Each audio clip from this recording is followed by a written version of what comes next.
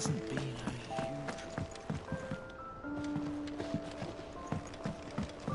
Editors started reading books that don't have any pictures in. I think Mid might need some help.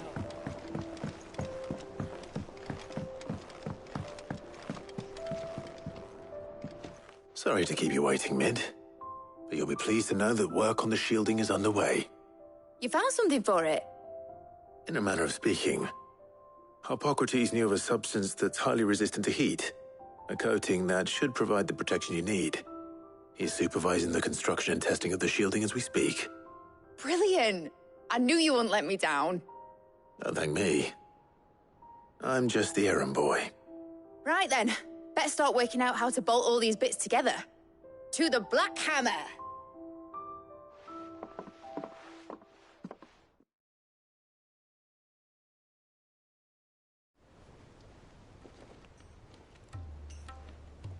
You know, when I got into the smithing game, I thought I'd be making swords and shields, not thermal bleeding didgeridoo-dahs. Displacement stacks. Same difference. Whatever you call it, I ain't putting it together in here. It's cramped enough as it is. Let's take this outside. Mid, you get all the parts lined up on the deck. I'll take care of the rest. On my way! Oh, and bring me the biggest hammer you can find. This is gonna require some precision walloping.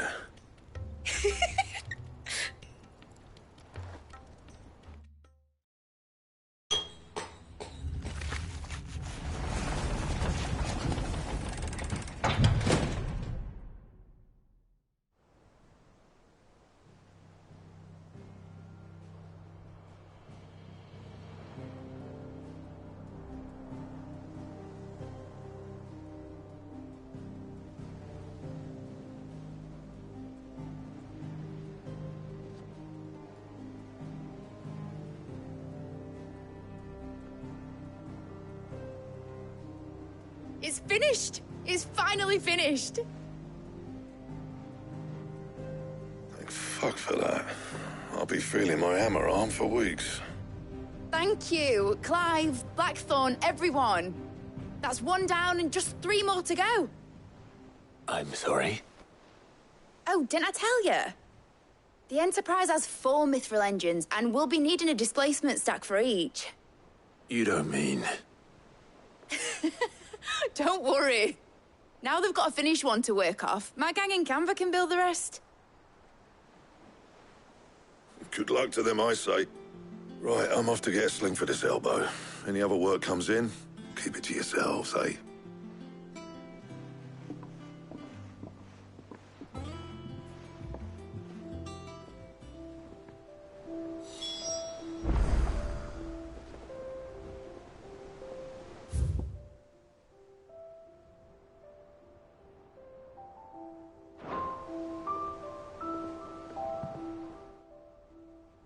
What's the matter? Nothing. Just daydreaming. Thinking about the Enterprise sailing off over the horizon to shores unknown. Searching for a land untouched by the Blight.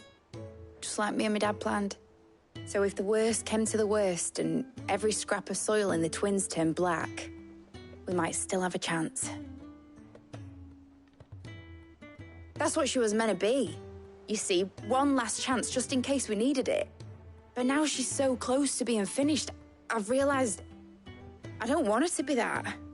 I don't want it to be just a lifeboat for us to cling to if things get desperate. I want people to sail aboard her by choice, not from the lack of it. In a world where we're not just trying to survive, but where we can actually live. I'm working on that. And I'll do everything I can to get you what you want. Don't you always? All right. My mind's made up. As soon as the Enterprise is fit to sail, I'm putting her under your command. Sod our plans, I'm trusting in yours. Are you sure about this? Something tells me it's what my dad would have wanted. He'd be proud of you. You were gonna visit his grave, weren't you? I was. And you can come too now that your little project is finished. Right. There's just one thing I need to finish up first. Won't be a mo. All right. I'll let Otto know you're coming. Meet us in the mess when you're ready. Aye, aye, Captain.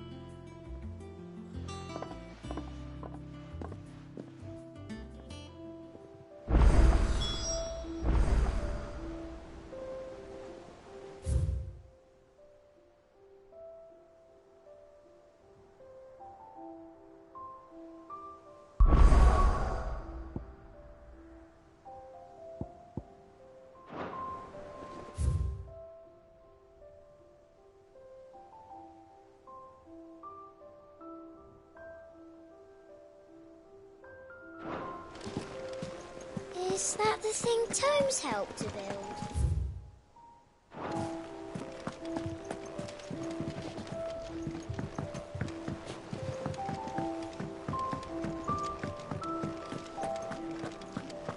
Thank you, Clive.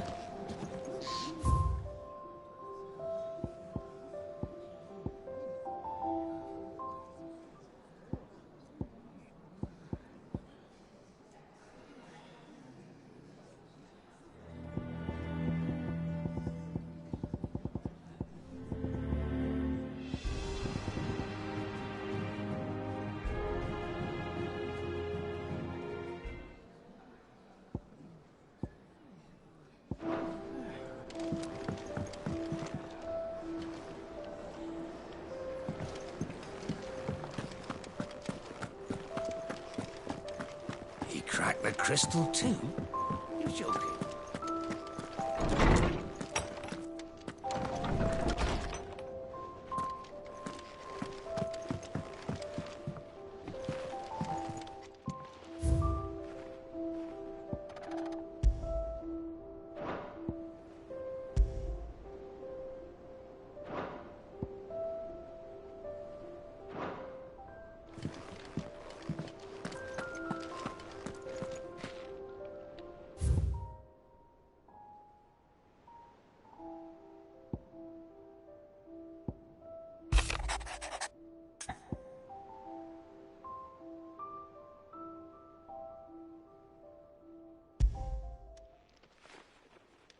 Hopefully it's nothing.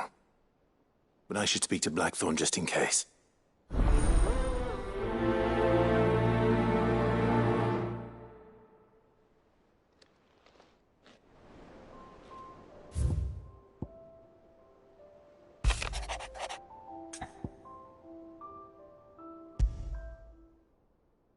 What could be wrong with Torgor?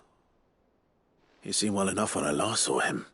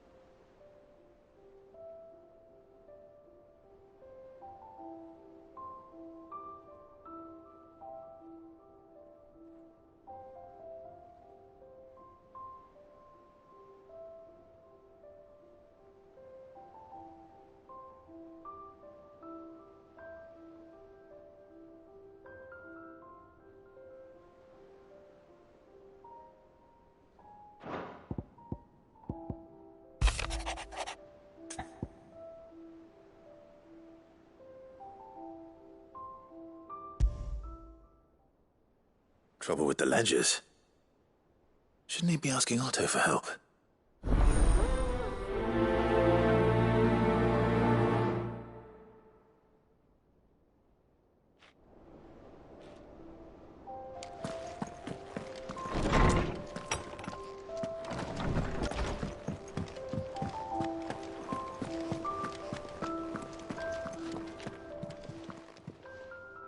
I got your note. You think something's wrong with Torgal? So you can read. Congratulations. But I didn't say I were wrong with him. I said something weren't right. He's not been eating me treats. He used to love cracking the bones from Molly's boiled brown, but now he won't so much as look at them. Didn't like him. Which is why I'm of a mind that his mind's on something else. You've not been working him too hard, have you? No harder than usual. Is that it, boy? Do you need a rest? What was it you said he was? A frost wolf? That's what the lawsman seems to think. Then maybe this all has something to do with whatever it is that's woken inside him. I suppose things have been different since Rosalith. Perhaps Hippocrates knows something. Instead of everything, you mean? Perhaps.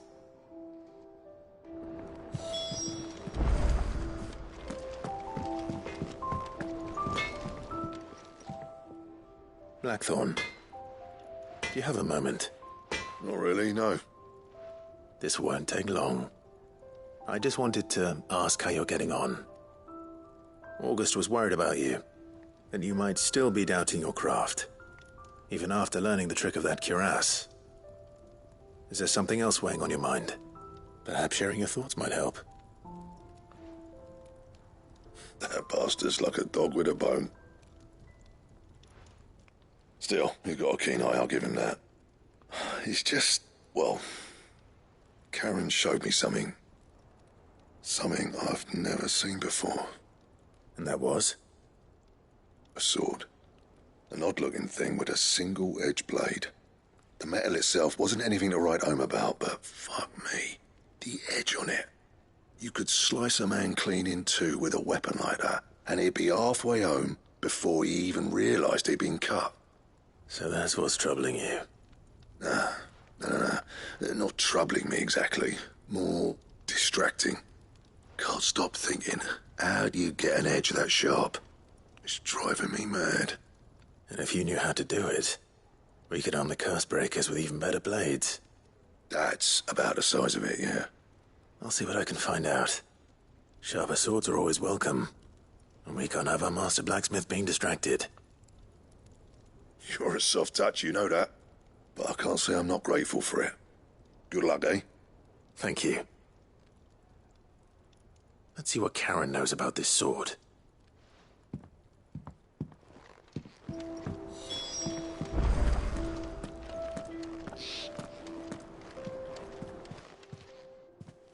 You're looking well, Karen.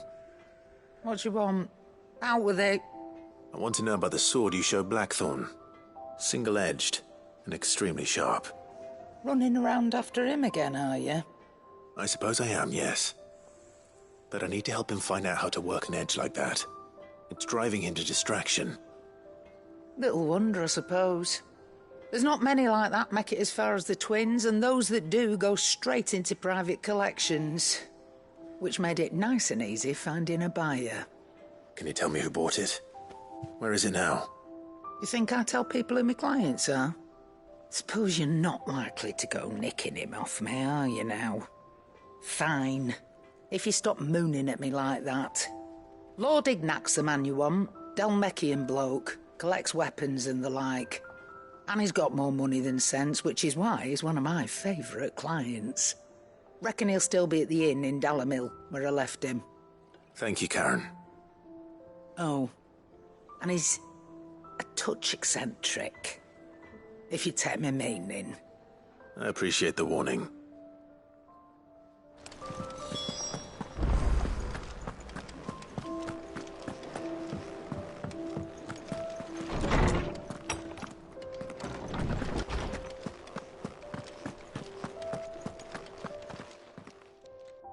Lawsman, I need to ask you about Torgal.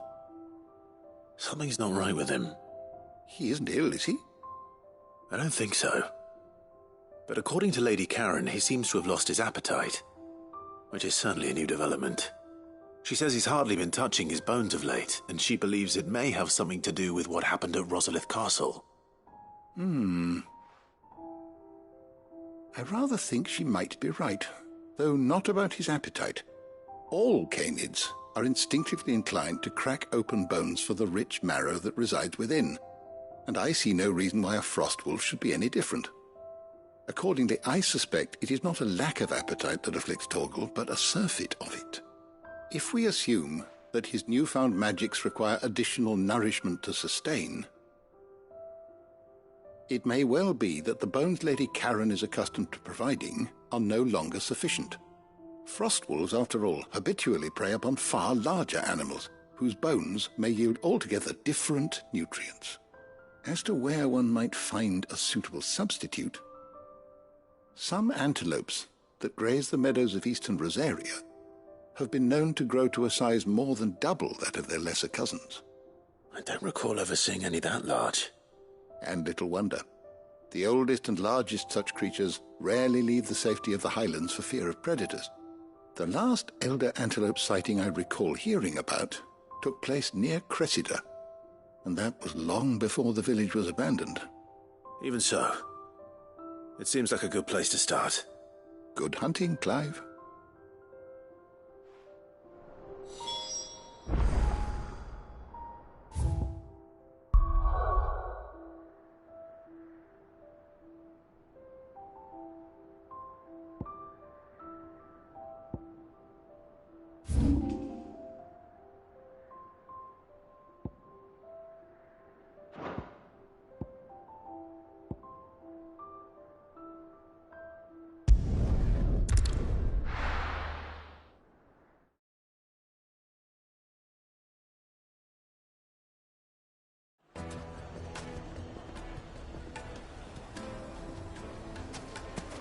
People take notice of wealthy men. Shouldn't be too hard to track down Karen's collector. Fang is gone. The whole mother crystal gone. What are we gonna do? Here, you. Listen, I've got this theory. The Fallen, I don't think they will.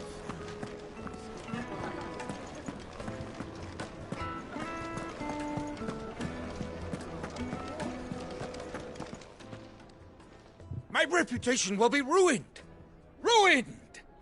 Calm yourself, Lord Ignac, I beg of you, before you do yourself a mischief. Pardon the intrusion, but... Out! Get out!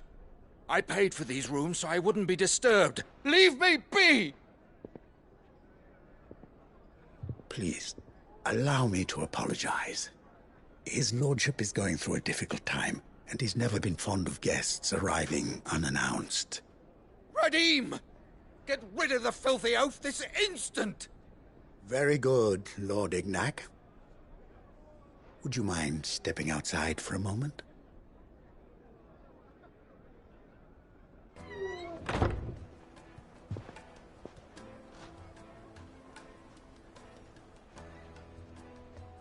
I'm sorry if I've caused you any trouble. That? Oh, no. That's just how his lordship is. Though the morning's events have left him somewhat fractious. He has been dispossessed of his luggage, you see. The thieves also made away with a considerable amount of coin. Coin the innkeeper will soon be keen to collect. I don't suppose a certain blade was among the stolen items. A single-edged sword. It was purchased from a merchant friend of mine. Ah, you know Lady Karen. Yes, I'm afraid it was. Then I'll retrieve Lord Ignac's luggage. But I have one condition. You have but to state it. You are welcome to anything that is within my power to grant. I want an audience with Lord Ignac. A few minutes should be enough. Then I'll be on my way. A condition I would be a fool to refuse. Of course, you shall have your audience. I don't suppose you saw where the thieves went. I did not, no. Though some discreet inquiries made on his lordship's behalf mean that I know where you might find them. The bandit's bed. Every ill-gotten coin in Dalamil is said to pass through that disreputable corner of the Valcroy. And that's where I'm heading. I shall speak to Lord Ignac in your absence, and arrange for an audience upon your triumphant return. That will be very kind of you. Farewell. and best of luck.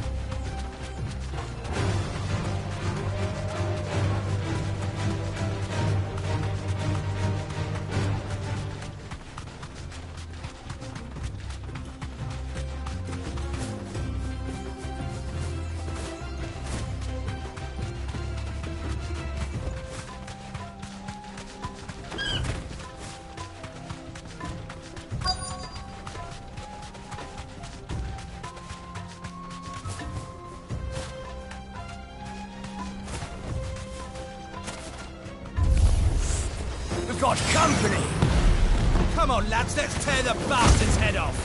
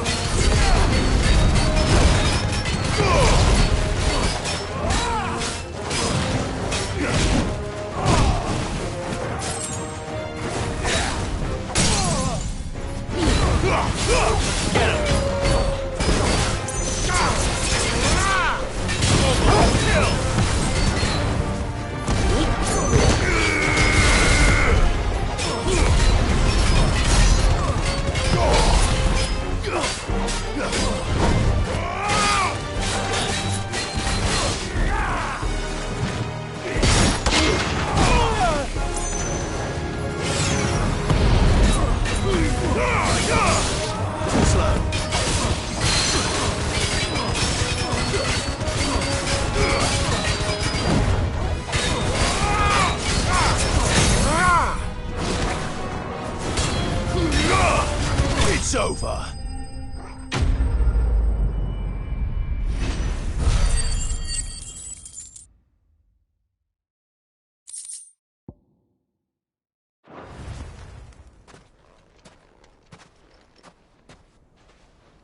This must be Ignac's luggage. Nothing seems to be damaged. All right. Let's get it back to Dalamil.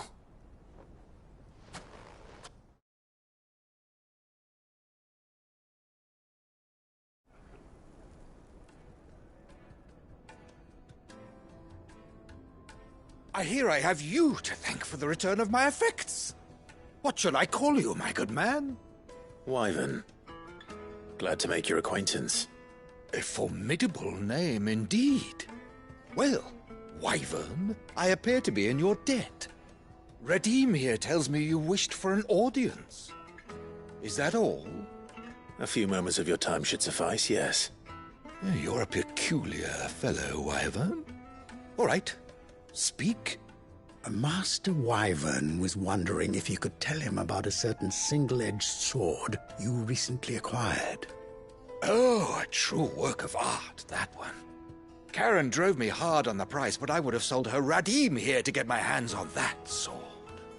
It was made in the Outer Isles, far beyond the Twins, and is used exclusively by the practitioners of a unique school of swordsmanship. They believe no combat should ever exceed a single strike, and hone their blades to such perfection that none ever does. Each sword is made for that one perfect stroke, and for that stroke only. They crack upon a second blow. There's a brutal sort of beauty to it, really. But how do they hone such an edge? Fine question. Why, they use a whetstone, of course. Whetstones, rather. A whole array of them, ranging from the coarse to the fine. 10,000 licks with the sharpening stone, then 10,000 more. But it is the final stone which lends the blade its legendary sharpness. A mineral quite foreign to this great realm of ours. And that is the key. The secret ingredient. Wyvern, it occurs to me that my little lecture is hardly equal to services rendered. Take this, together with my regards. The very stone of which I spoke, far rarer among collectors than even the blade itself, and a far more fitting payment. Thank you.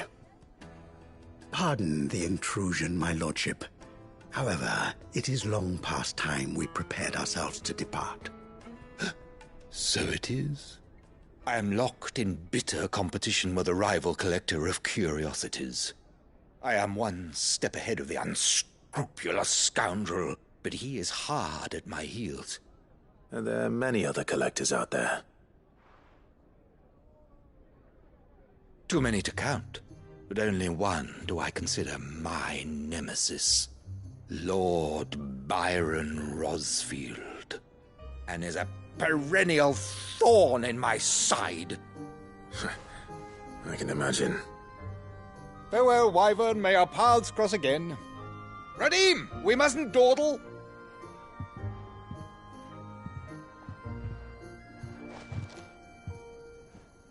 I think his lordship is rather taken with you, Master Wyvern. Thank you again for your assistance. Coming, my lordship. I'll be right there.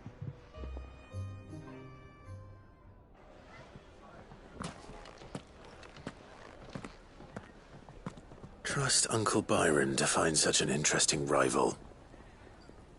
Now, let's see what Blackthorn makes of this whetstone, shall we?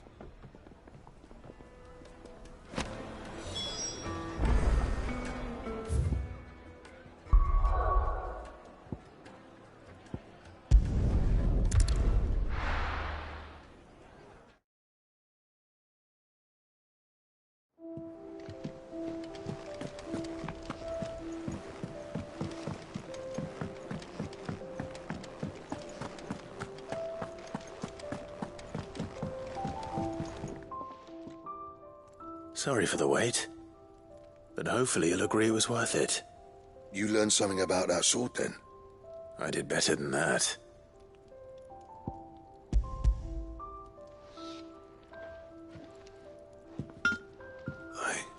A whetstone? Yes. But not one you'll find anywhere in Valisthea.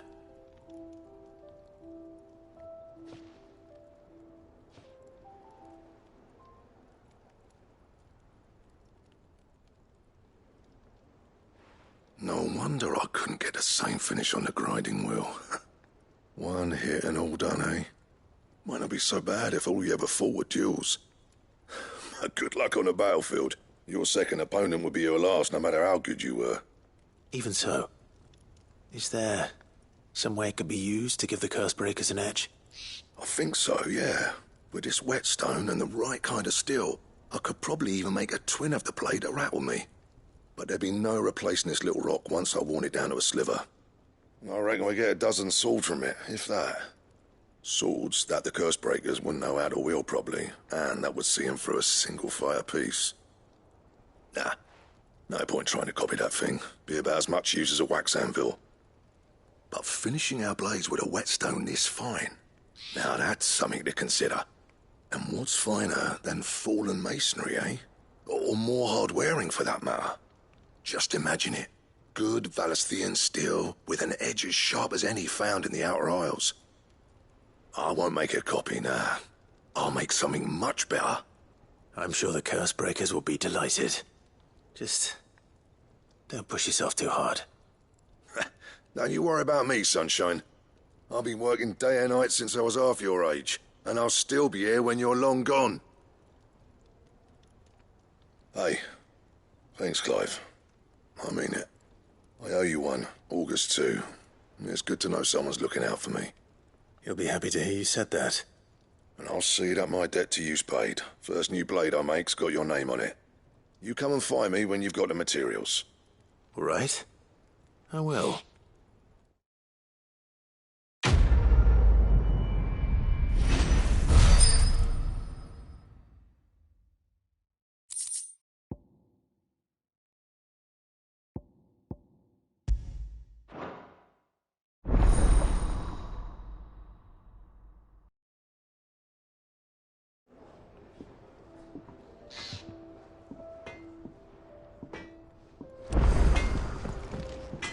What do you need? Not saying Fordian, do you?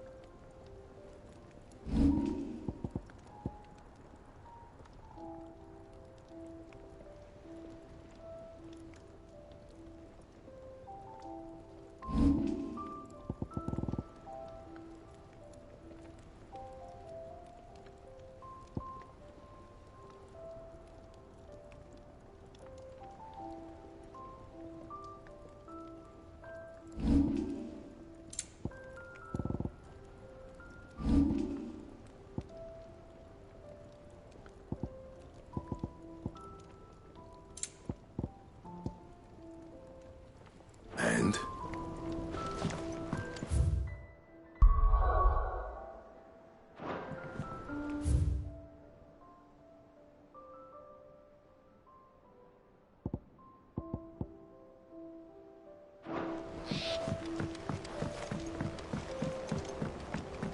I went up to give some greens to the chocobo.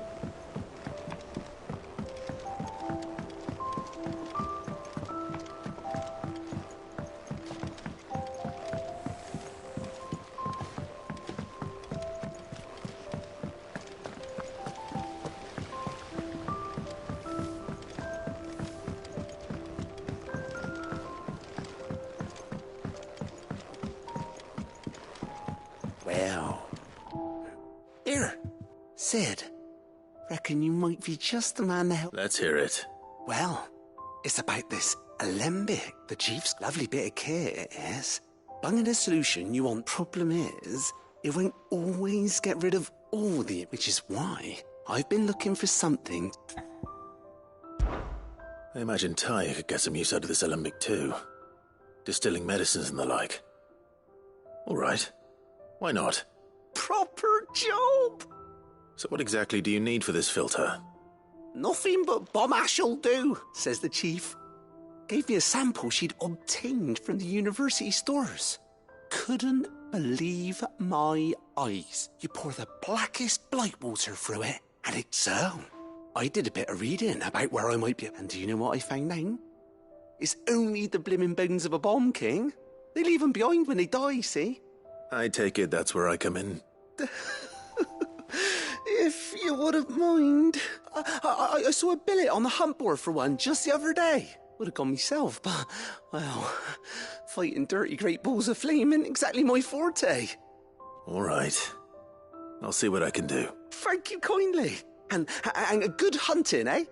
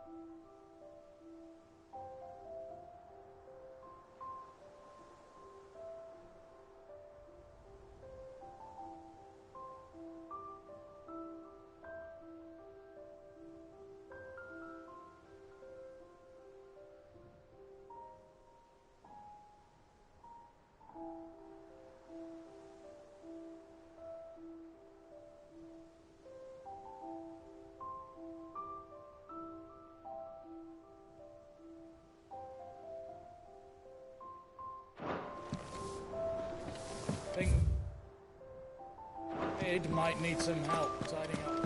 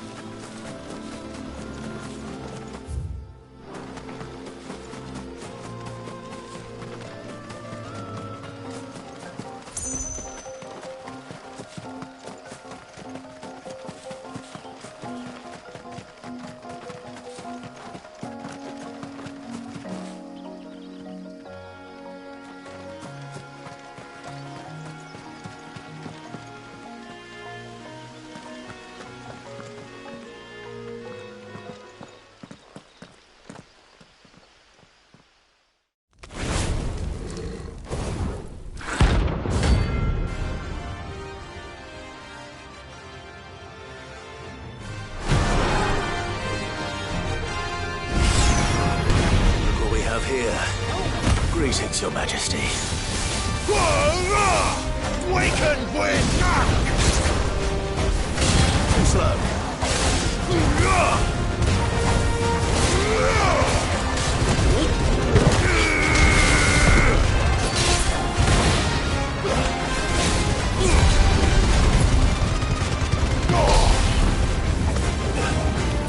Nice try.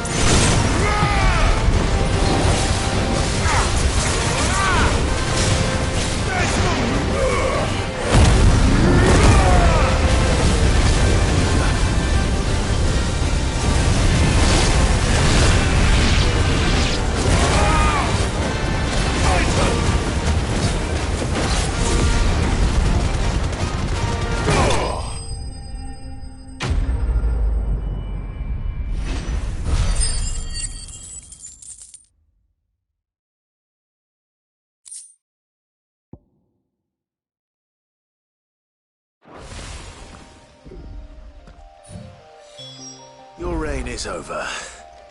Now to collect the ash. This looks like the stuff. Let's see if there's any more.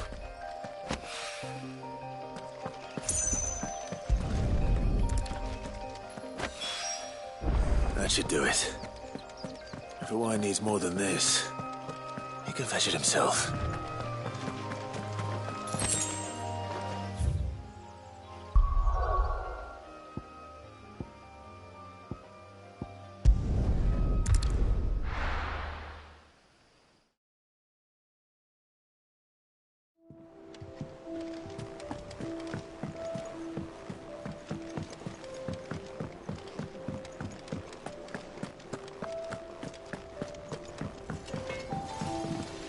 Back, are ya?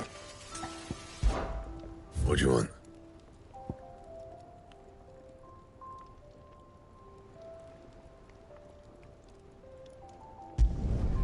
Not bad, if I do say so myself.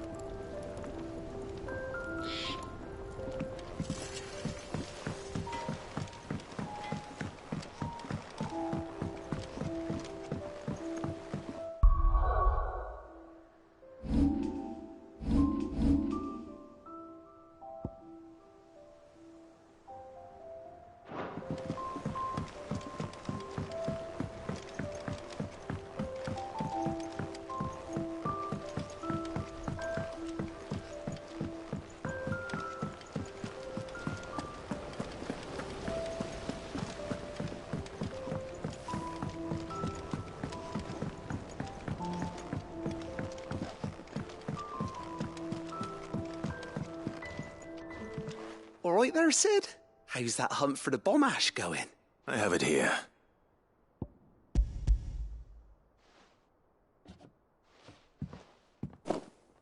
That's the stuff. And plenty of it, too. Enough to keep the Olympic bubbling away for a good old while. You're a gent, Sid. Let nothing say otherwise. Right then, let's get this contraption up and running.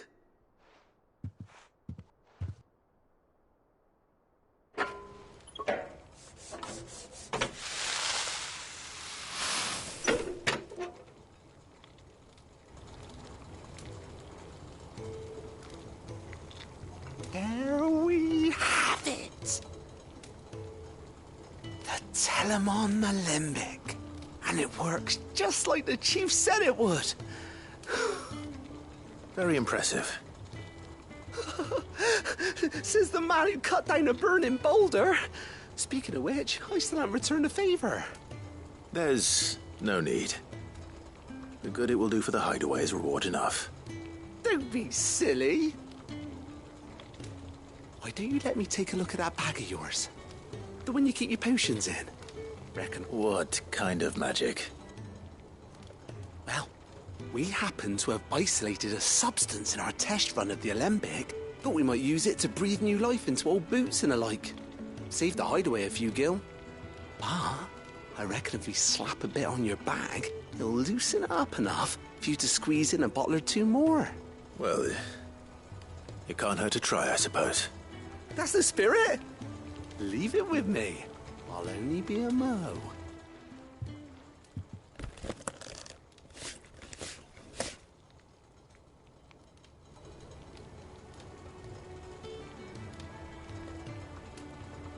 Well?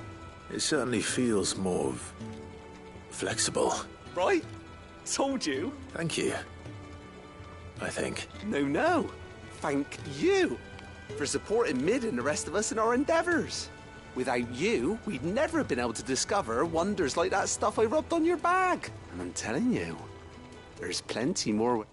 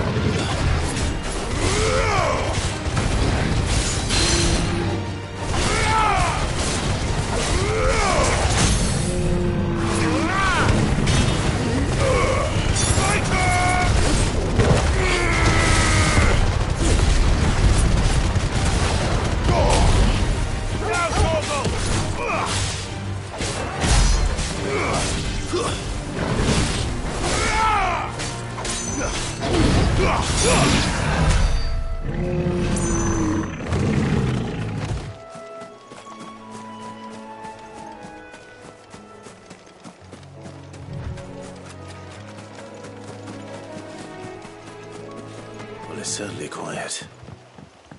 If I were a giant antelope, it would seem like just the place.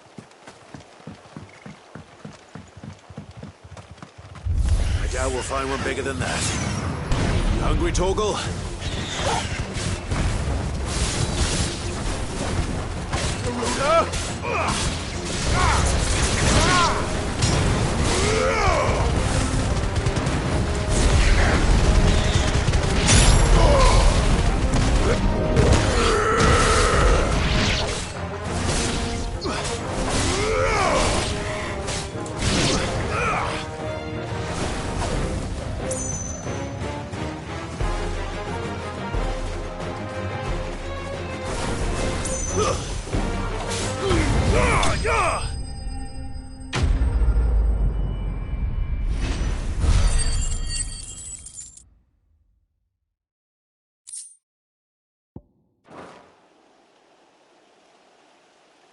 Now,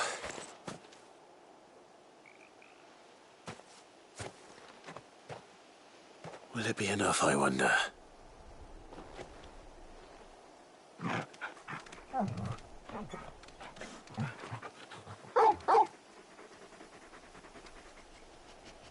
I say that answers my question, which means we owe the lawsman our thanks. You're just a big puppy, aren't you? A very big puppy.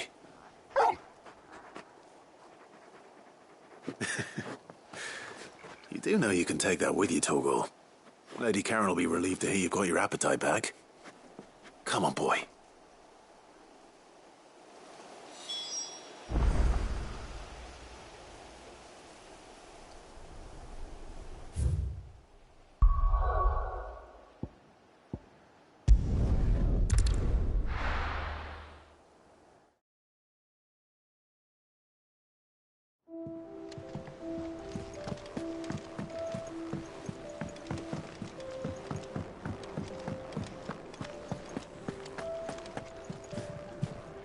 I noticed you and Torgal had gone off somewhere. Take him for a walk, did you? You could say that.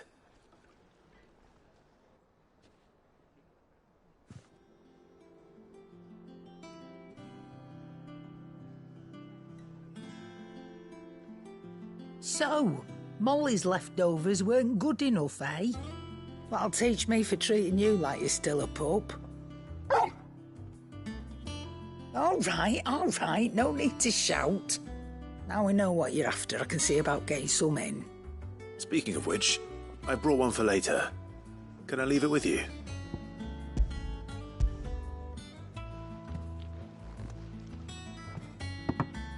You can, aye. I'm nice like that. In return, you can thank Tomes for me. The bloody know-it-all. I was just on my way to see him.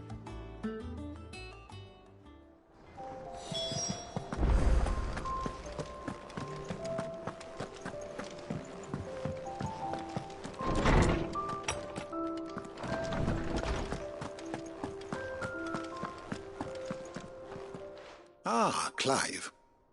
Were you able to locate your quarry? We were indeed, Lawsman. You pointed us in exactly the right direction. And Torgal's been a very happy hound ever since.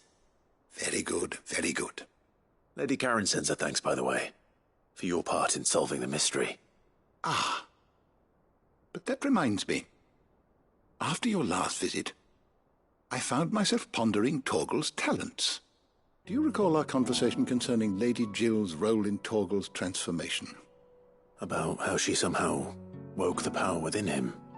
Precisely that. A reasonable conclusion, I thought, but one which raised certain questions in my mind. You see, the Fenrir of legend served Shiva and Shiva alone, and while the powers attributed to him are certainly impressive, the records imply they are somewhat different in nature to those you described Torgal as having used. What are you suggesting? That Torgal may be the beneficiary of more than one icon's power. Consider that in addition to Lady Jill, he has served as a loyal companion to you, your brother, and even the late Cid. In short, the icons hitherto near at hand, or should I say at paw, have been diverse and plenty, and that number has only grown as the realm's dominance have fallen to your sword. One can but speculate as to how all of this has affected Torgal. He has seemed more fierce of late. And if I am not mistaken, he will grow fiercer still. We are fortunate indeed to be able to count him amongst our allies and not our adversaries.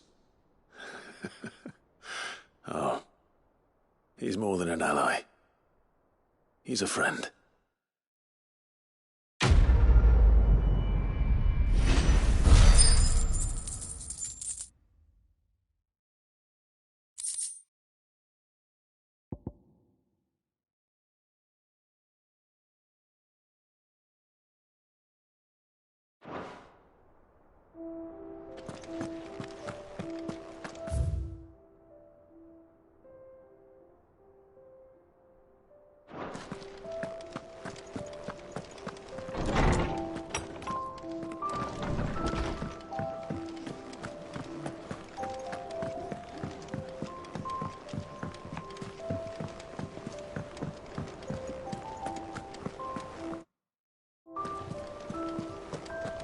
that the thing Tomes helped to build?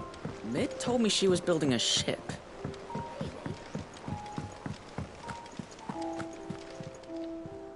Clive, did you get my letter? That's why I'm here. Shh. Otto might be listening. Is this better? A little. Listen, I've some bad news. It turns out the Hideaway may be slightly behind in its payment to certain lenders, and it's maybe my fault. But I swear to the goddess, sadly, that square turned out to be more of a... I can straighten it out, I swear, but it's going to take some time, and I'm going to need help keeping it from Otto. Bit late for that, I'd say. There you are! What a surprise! So let me get this straight. You forget to pay our lenders what they're due, and instead of coming straight to me, you get Clive to come to you. And I hope he'll dig you out of the hole you've dug for yourself. Clive, the man in charge of the place you've been cheerfully trying to bankrupt. And you, well, who needs paying? Oh, just Martha. And the dame. And, well, Lady Karen. But only 500 talents. We owe 3 of our most trusted friends 5 million gil. Each. 5 million each. They lent us the bulk of the money we used to rebuild the Hideaway, you see, and, well, I must have made some sort of oversight. Those ledgers were my responsibility, and it was my decision to entrust them to you. This is my fault. Do we have that much to hand? I can always ask my uncle. No, we don't. And no, you won't. We've lightened Lord Rosfield's purse enough. After the king's ransom we had off him, he deserves better than to see our begging bowl. Besides, we'll need to learn to stand on our own if we're going to make this work. All right. But that doesn't mean you have to shoulder the burden yourself. Is there anything I can do to help? There might be. How'd you fancy taking these to Martha and the dame? Rocks. Rocks, he says. Worth 1,000 talents apiece, these are. A little something Sid and I set aside for when times got lean. And I reckon 15 million in overdue debt probably qualifies. I just hope our associates' eyes are a bit more discerning than yours. I'm sure they will be. Should be me making the rounds, really. But you know how it is with this place. Orders to bark, arses to wipe and all that. I know.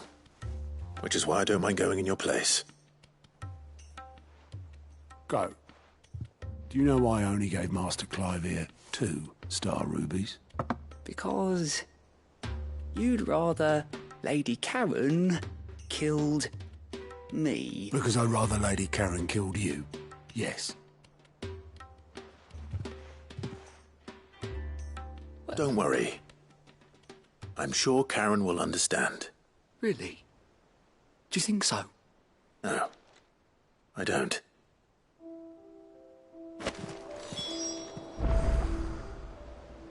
How may I help you today, Clive? You earned this. All done?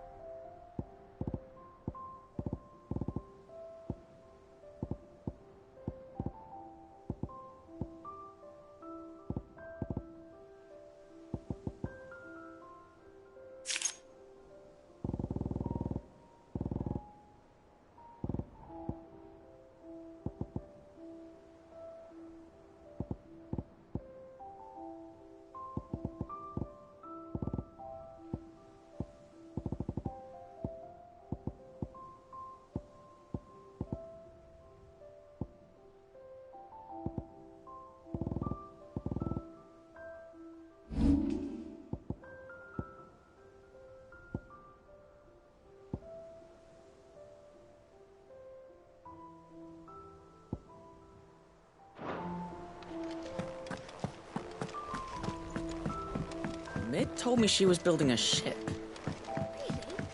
Really? Is that the thing Tomes helped to build?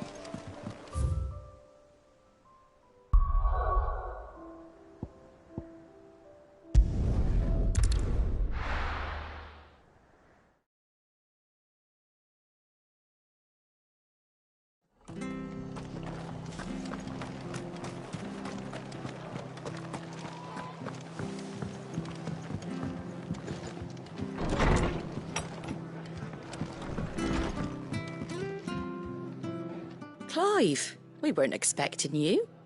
I wasn't expecting to be here, but it seems we still owe you a considerable amount of coin for your help with our rebuilding efforts.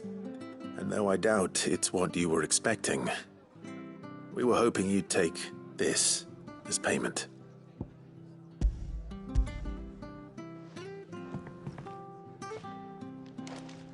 A star, Ruby? I can't accept this. It's worth at least twice what you owe me. More if you can find yourself the right buyer. Think of the difference as interest. Interest? If word got out I charged that much, no one would ever borrow from me again. Anyway, why are you the one here asking me about this? I'd have expected Otto. Bit much sending the Lord Marquis out to settle your debts, isn't it? The old goat working himself to death again. Something like that. Most days I think he's the only reason the hideaway's still standing. Same as always, eh? Back when the place was nothing but a twinkle in the eye of a recently retired Lord Commander, word is he was the first one Sid reached out to. Probably knew that without his strong arm and level head, the idea would never get off the ground. Sid may have been the face of the hideaway, but Otto's always been the backbone. And when Sid passed away, we were all worried that would be the end of it. That Otto would just give up. His death was hard on everyone. But it must have hit Otto hardest of all. But he didn't give up, did he? Quite the opposite, in fact. If I recall, he was the one who nominated you as Sid's replacement, and rallied the rest around you. I reckon what he saw in Sid, he saw in you too. And don't we all? Doesn't hurt that you're half as stubborn and twice as handsome, neither. That, and you keep good company. I suppose I do.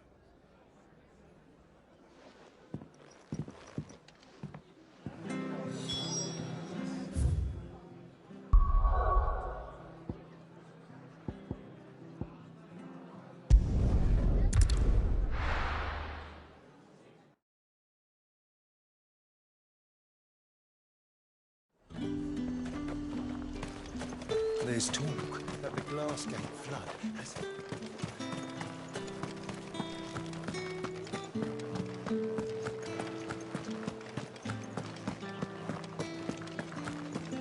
Did you?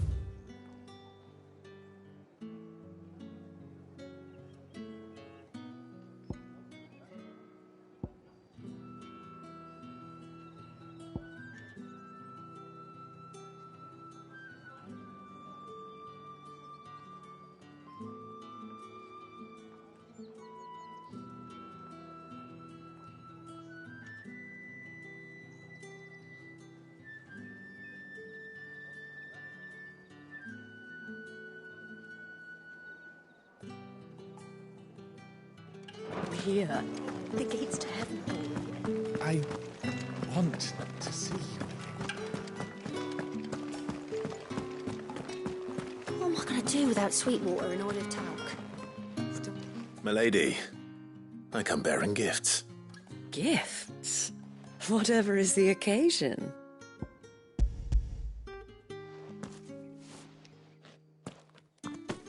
Oh my. Clive, you really have outdone yourself. Otto asked me to give it to you. To settle the hideaway's debt with the Veil. And to compensate you for the time it took us to do so. You disappoint me, Clive. I thought you might finally be warming to me. Tell Otto he can keep his baubles. I tried to tell him as much the first time around. The man owes me nothing. Nor does the hideaway. My contribution to the restoration effort was made freely and willingly. It was the least I could do. You once told me Sid did you a kindness. I'd like to do the same. Please, accept it. For my sake. And for Otto's. For all of us. For all you've done. It is rather fetching, isn't it? Very well. Otto is lucky to have you, Clive. I doubt anything could ever replace his son. But you and the others at the hideaway are the closest thing he has to family. Otto had a son. Long ago, yes. Sid told me Otto lost him when he was just a boy, and blamed himself for not being able to stop it. I don't know how it happened, whether there was anything he could have done, but it was clear that it weighed heavily on him. I didn't know. How could you have? I doubt anyone did. Besides Sid, I've never met a man more keen to bear his sorrows in stoic silence. An ill habit, given that both have always been surrounded by friends desperate to help them. I'm beginning to see that.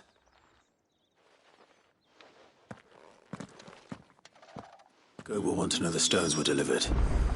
If he's still with us.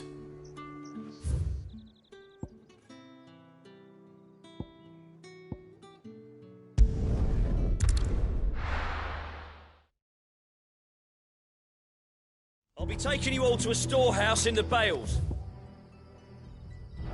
Leave anything you don't need.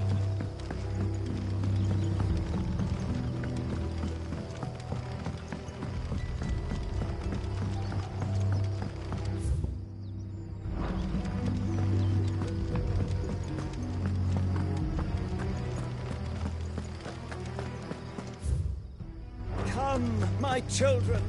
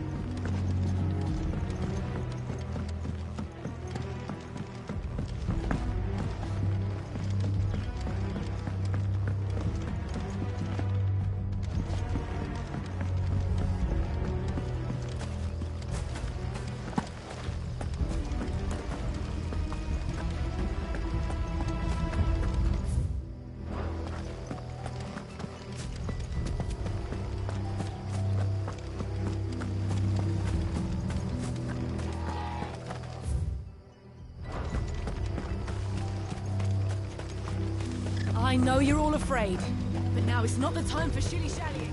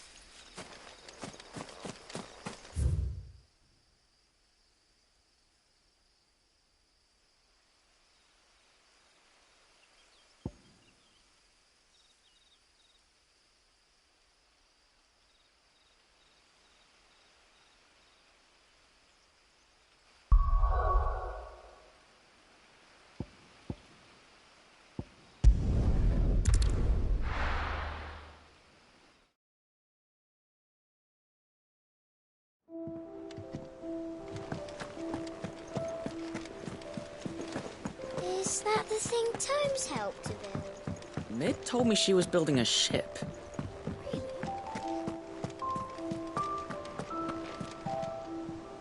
Good. So Lady Karen accepted the ruby. Ah, about that.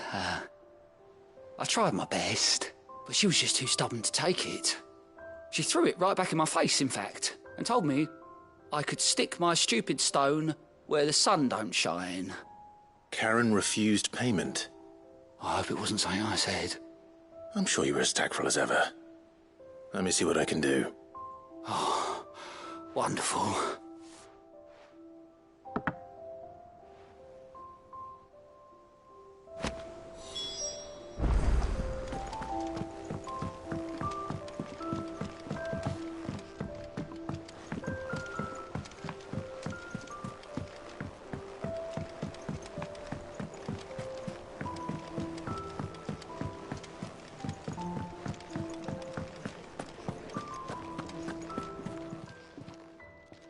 Lady Karen, Goad tells me you weren't happy with our offer. Would you prefer the debt was repaid in coin? What debt? I don't recall lending any of you like me hard-earned gil. I may have tossed a talent or two in the Hideaway's coffers, but those were donations, and you can hardly call it charity if you go asking for it back. Of course not. But one good turn deserves another. And our circumstances have changed. Surely you wouldn't shun the gratitude of a pauper who happened to have become a prince. Oh, so you're a prince now, are you? Fine.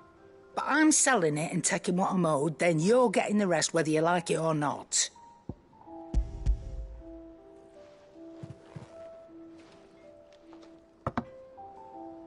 Where'd you even get this? A decent trader might nab 1,000 talents for a star ruby. A canny one, meanwhile, might claim it were nicked from the belt of Sid the Outlaw himself and ask twice as much. Might be I already have a buyer in mind. Might be you even know her. A fine continental maid whose beauty's only eclipsed by a guile in commerce. You wouldn't mind, would you? Not at all. Just be sure to tell her that it's always a pleasure doing business.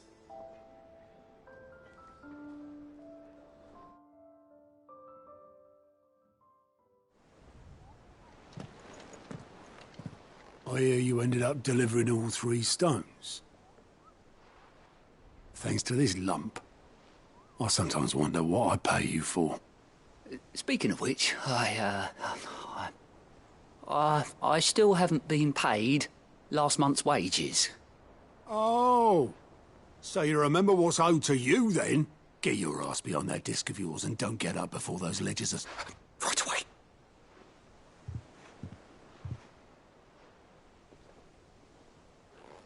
I've seen that before. Yeah. Plenty of times. It was the only goblet Sid ever used. Either out of habit, or because the filthy sod couldn't be bothered to find a clean one. I knew so little about him. Like most people. Martha and the Dame both seem to have fond memories of him. I bet they do. How long did you know Sid before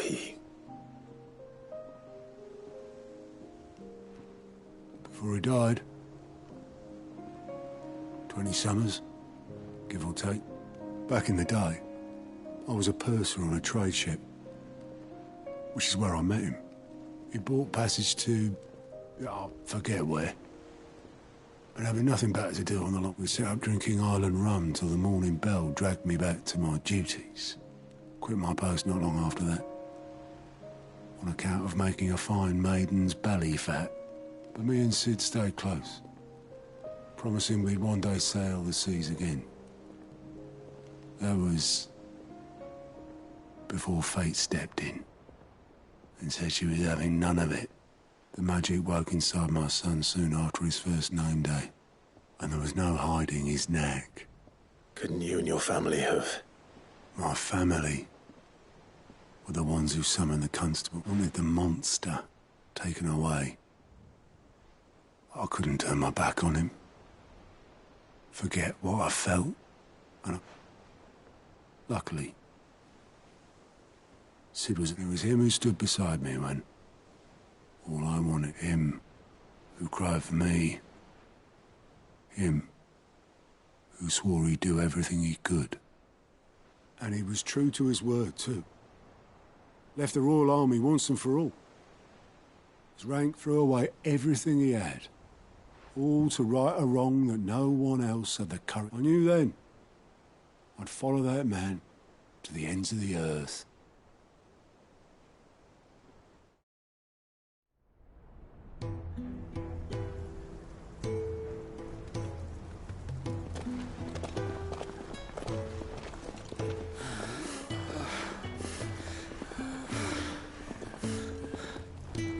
He was always too clever for his own good, was Sid. Saw the world for what it really was, while the rest of us were content to go along with the lie we were shown. And it can't have been easy, bearing that burden alone.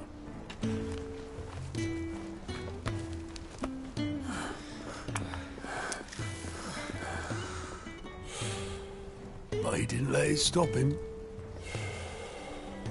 He never lost faith in what he believed was right. And that gave us faith in him. Faith he'd steer us true.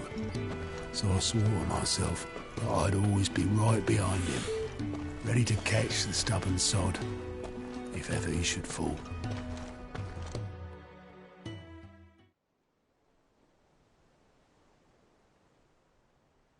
But I couldn't even do that.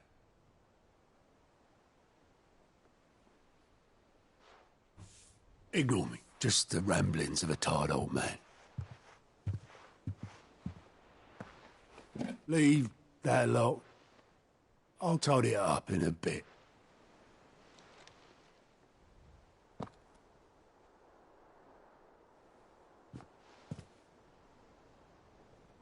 This is Sid's handwriting.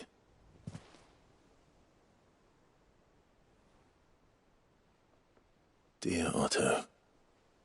I may be drunk, but I wanted you to know this place would be fucked without you. Love you, you grumpy old sod.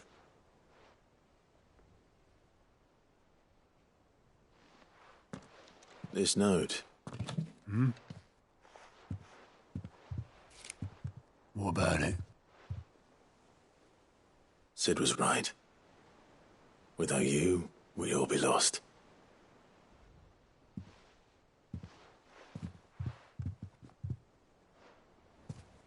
He should have bloody well said so then. Just once. Before he went. But then, why would he? Him, or anyone? I'd only have told him to piss off.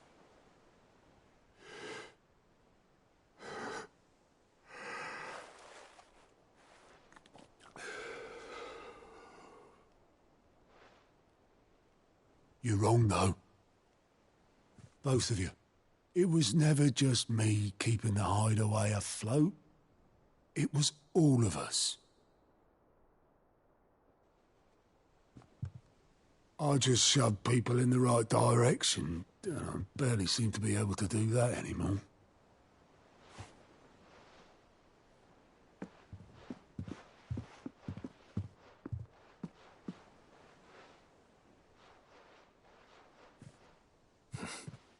Would you rather goat were at the helm? Well, maybe I've got a few more years left in me. I'm going to hold you to that, Otto. Before you go, Sid would have wanted you to have this. But that's... This'll do me just fine.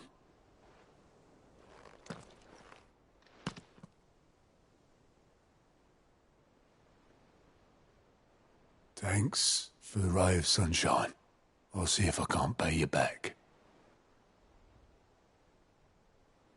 Already have.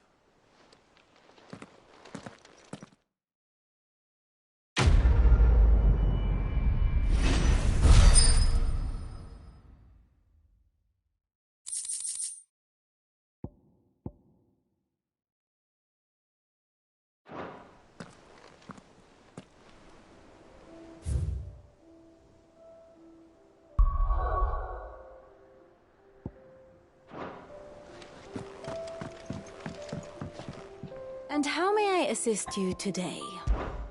What is it that you wish to learn? Here you are.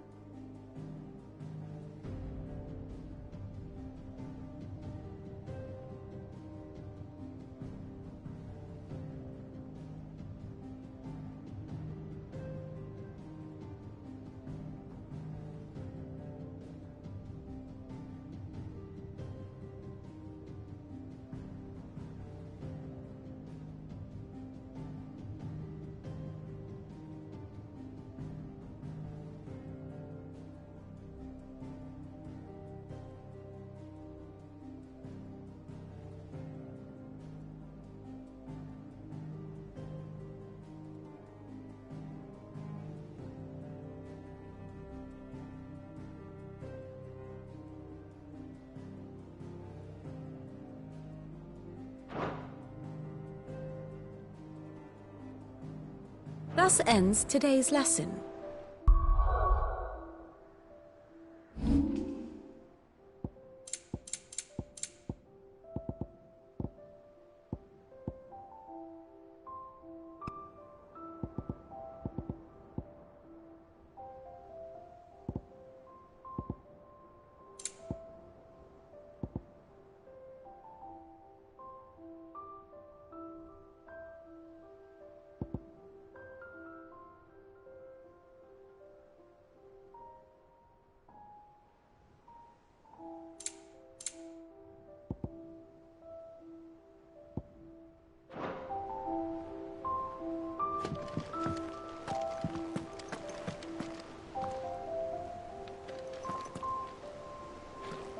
All right, Clive.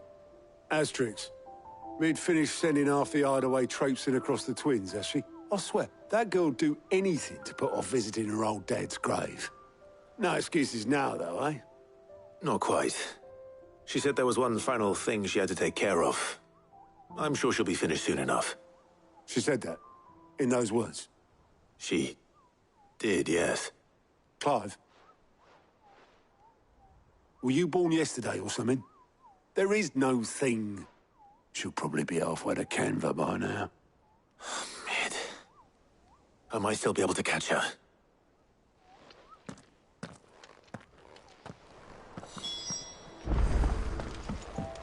Mid told me she was building a ship. Really? Is that the thing Tomes helped to build?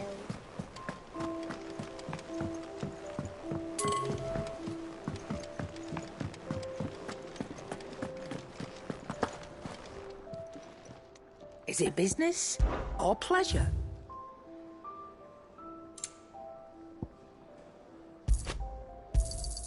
You're rubbing me blind, you know.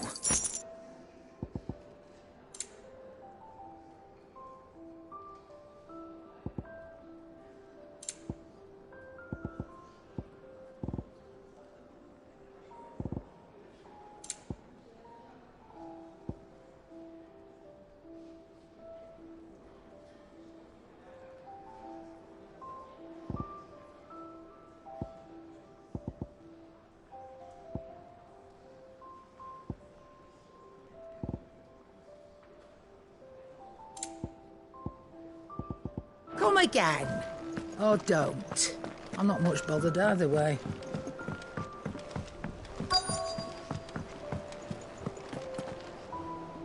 Obeleth, have you seen Mid? Yep. In a boat, going that way. Then I'm too late. You in a hurry and all, are you? Oh, I offered to take her across, but she wouldn't wait. Just paid for a dinghy and rowed off. Oars going like the clappers.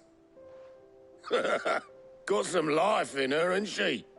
But anyway, I was on my way up to see you, as it happens. Got a letter for you. Urgent, by the sound of it. One of your uncle's men said I was to hand it to you in person, post-bleeding haste. And you're here now. Thank you, Obeleth. Don't mention it. What tidings, Uncle?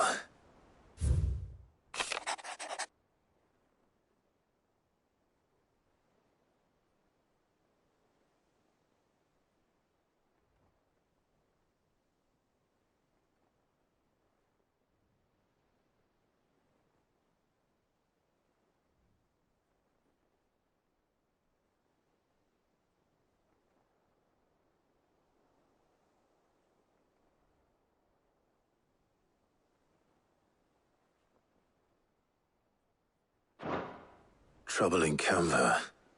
Well, I'll need someone to keep an eye on Mid.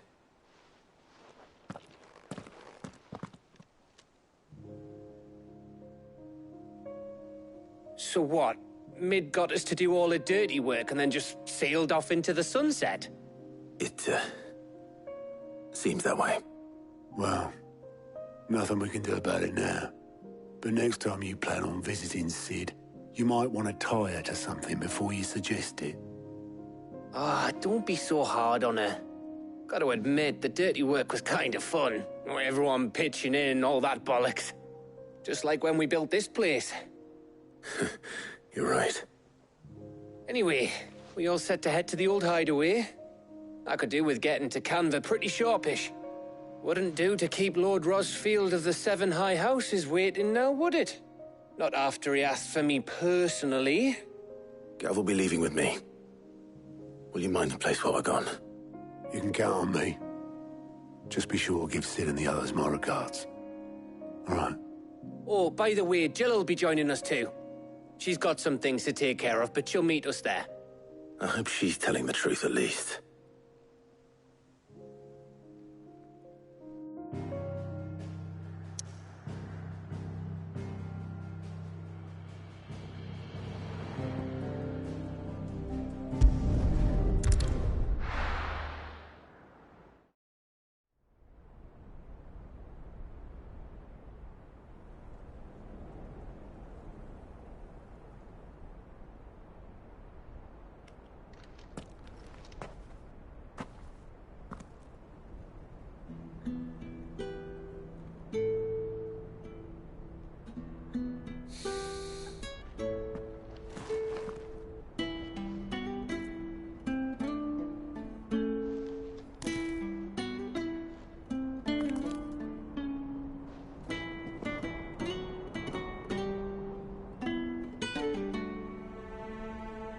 Well, Sid, I remember what you told me. That if no one is listening to what you have to say, you may as well not say it.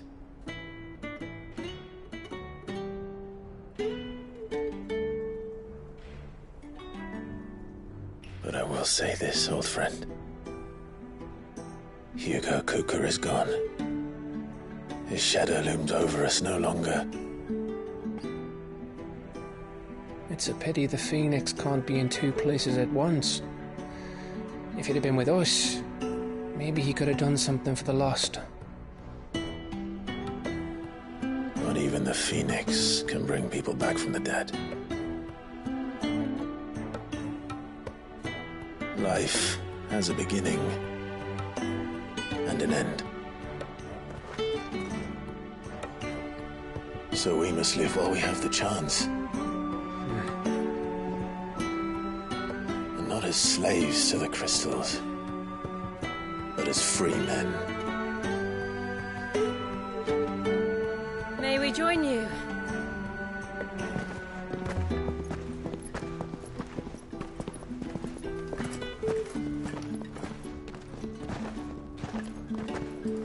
Lady Karen, what a pleasant surprise.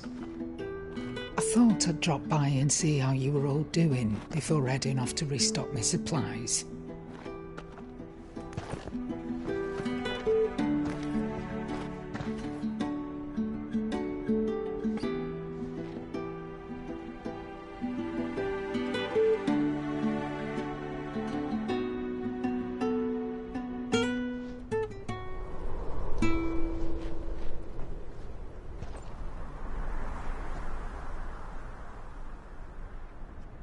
It wasn't the most scenic view back then, but it were never as bad as this.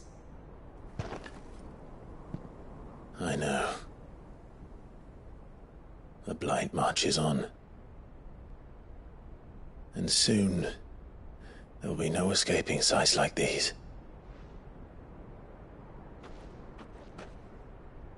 So our mission remains unchanged. We cannot stop until every Mother Crystal is gone, and their thirst for ether with them. The only one that remains in Storm is Drake's Tail in the Crystalline Dominion. Our next target. We're going to Twinside. It's the capital of the Empire these days. I wouldn't like to think how tightly guarded they've got the place. Not that that'll stop you, but we do well to scout it out before you go charging in. We would indeed. If you're off to the Dominion, you can take this great lump with you. Goods. Oh, I am sorry. Have you forgotten you're the most wanted man in the Twins? I thought you might like to disguise yourselves as the attendants of a travelling trader. Assuming you've no better ideas. You wanted to buy yourself some tools, didn't you? Well, now's your chance.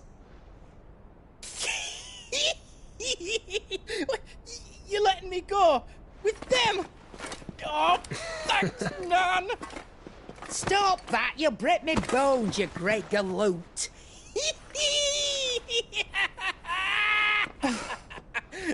There's a caravan that runs back and forth between the Dominion and the Bocklad markets.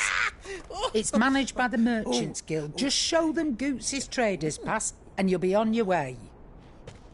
It'll be a damn sight less risky than footing it the length of the Crystal Road. That's for sure. Thank you, Karen. And glad to have you with us, Goots. Okay then. I'll get me things and I'll meet yous there. See yous down in Bocklad. Get off! Me poor fingers! Jill, you're with me. Understood. And Gav? Already on my way, Captain. Be careful. Aren't I always?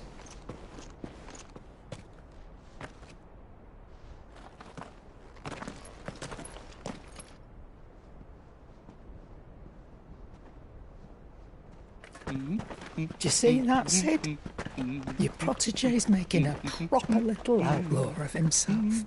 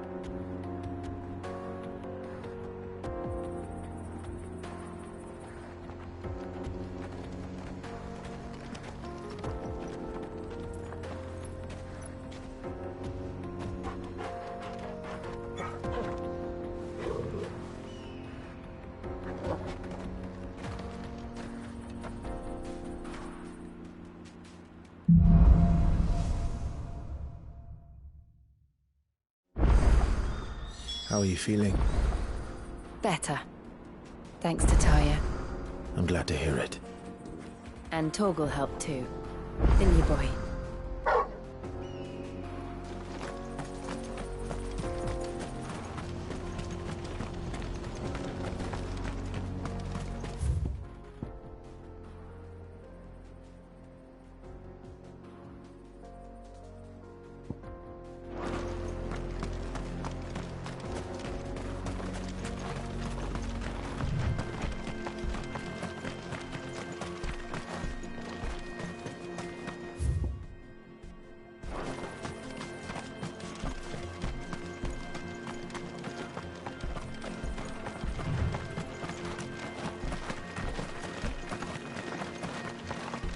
This used to be a trade route for merchants crossing the Scars, till the Republic laid a new road wide enough to let wagons pass, and all official traffic moved there.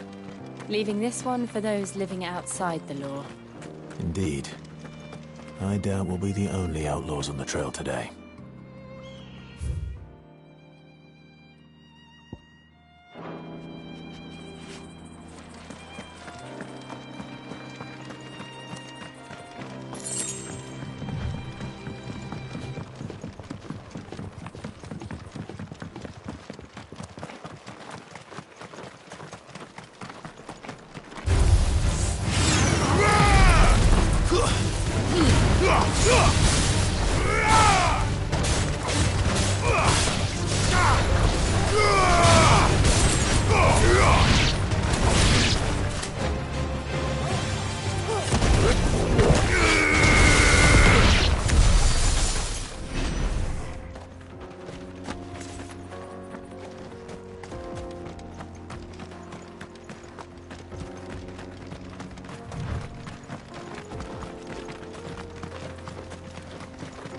So what do you think?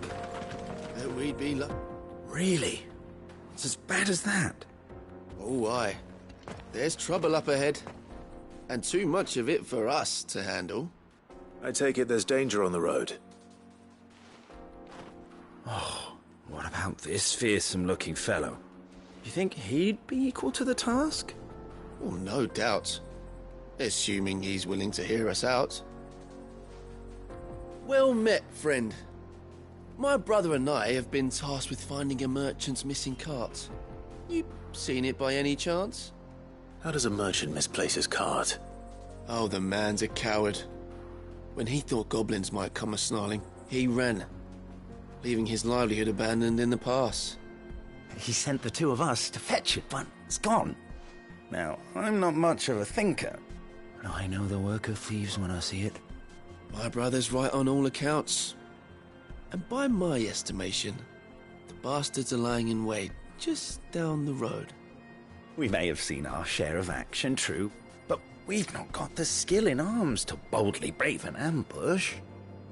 You, however, have the look of a man who needn't fear a band of backwater ruffians. What do you say? Will you help us out? Chances are they'll come for you either way. But if you promise to lend us a hand, at least you'll pocket a reward for your troubles. Well, if I'm going to have to deal with them anyway. You've clearly got a fine head on those broad shoulders. We're lucky you came along. Now, hoping to make a heavy purse in Bocklad, our merchant friend loaded his cart with as much as it would carry.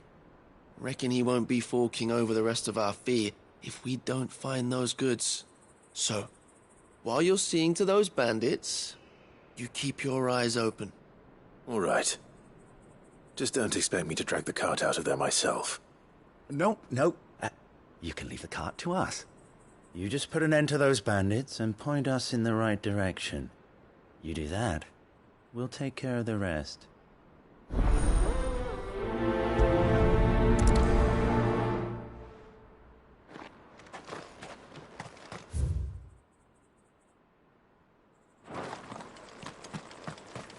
I'm not sure I trust those two. But if there are bandits lying in wait, I should probably take care of them. Look lively, you lot! Well. We've got guests. These must be our bandits.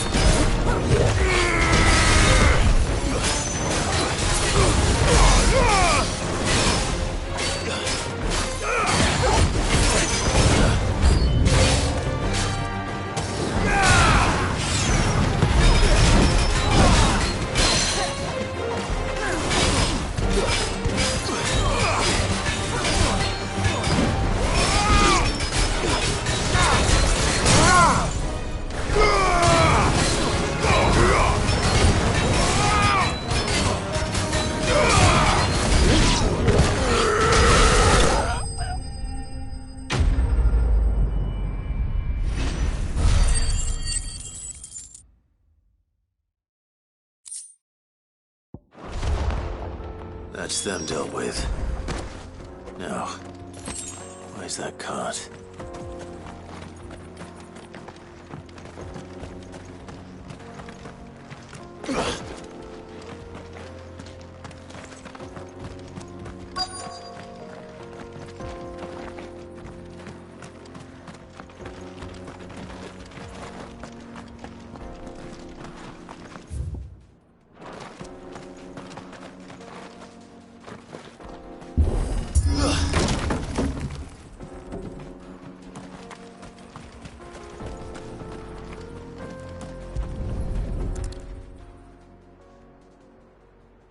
Getting all of this out of here will be a nightmare. Seems we've found ourselves the right man for the job, wouldn't you say? Found the cart and didn't leave a single bastard breathing. Our merchant friend will be delighted. And how exactly will he be getting his goods out of here? You leave that to us. After all, it'd be wrong to make such a fine warrior haul cabbages to market. You've done your part. And that's all you need to worry about. Here.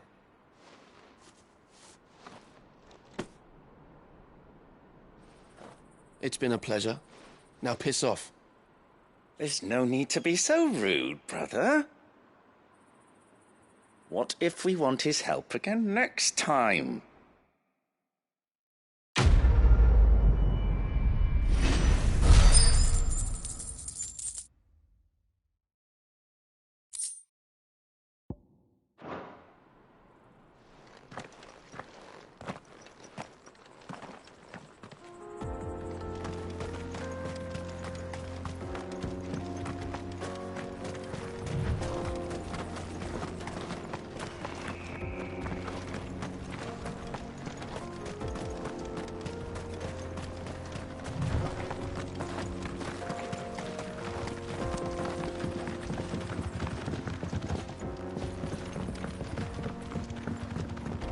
I see the Dalmex lag behind Rosaria when it comes to bridge building. The fallen ruin should hold, at least. The path continues on the other side.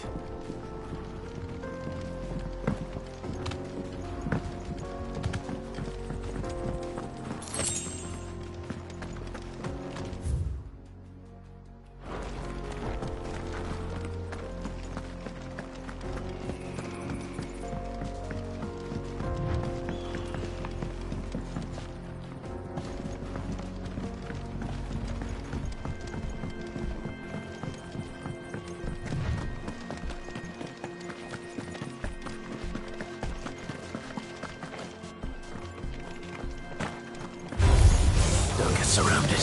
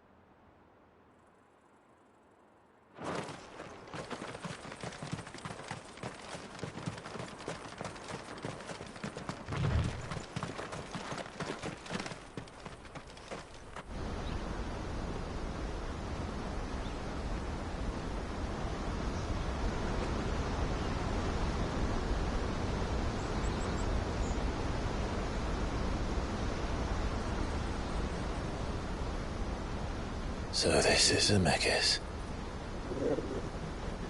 The land of the gods. It's even more impressive than I imagined. I remember being captivated by the story as a child.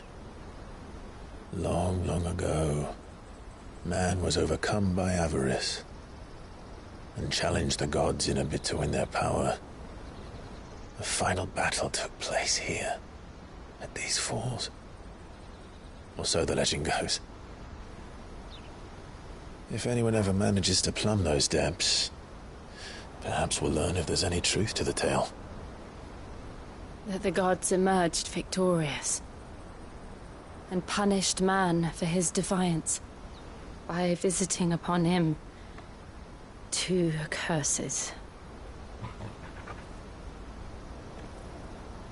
Dominance and bearers. To tell the truth, I always thought it strange that the dominant and their icons were deemed a curse. Back home, the dominant inherited the throne. They were admired and exalted, not spurned. Whenever I got to that part of the story, I always assumed there must be something I'd misunderstood. You had a lot of storybooks, didn't you? In your room, I mean. When we were young. The old legends were always my favorites. Epic battles between gods and men. Father encouraged me to read as much as I could. He thought it good for my education. You really were a boy like any other, weren't you?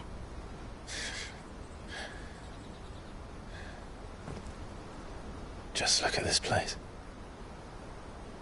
It's enough to make you believe the legends are true. I know.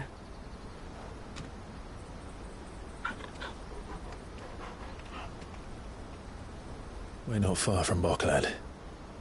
The road will be busier up ahead. Then we'll have to keep our wits about us.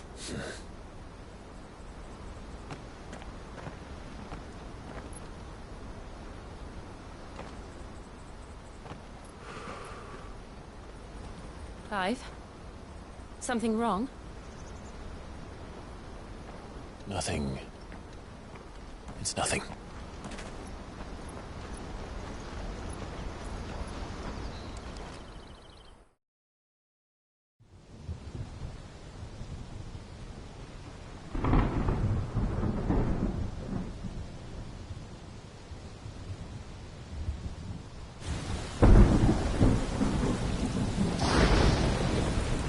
I see the reports are true, Father. You have surrendered the throne to Olivier. I have. Emperor Olivier shall rebuild the Holy Empire of Sambrec.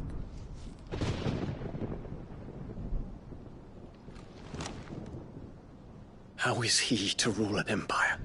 He is but a boy. I shall advise him until he comes of age. Father, please. Or for as long as I am able. The empire we seek to build needs young blood to rule it, and I can think of none better suited to the task.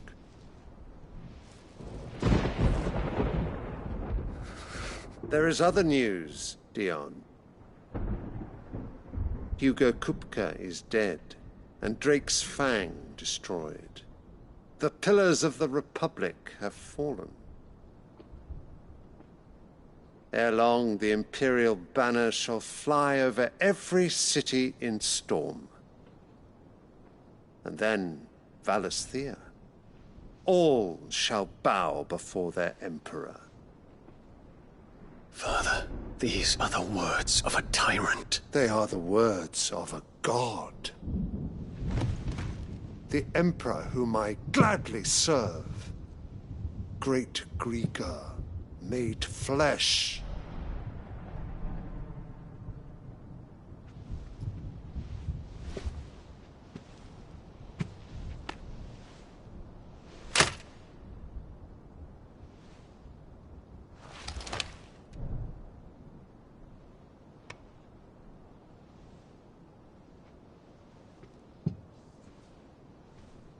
Return to your camp, Dion, and ready your forces. It is time to show the world the true power of Sambrec. Father. I find you much changed. Is this truly the path you wish to tread? Or are these the ambitions of another? Of Ultima, perhaps?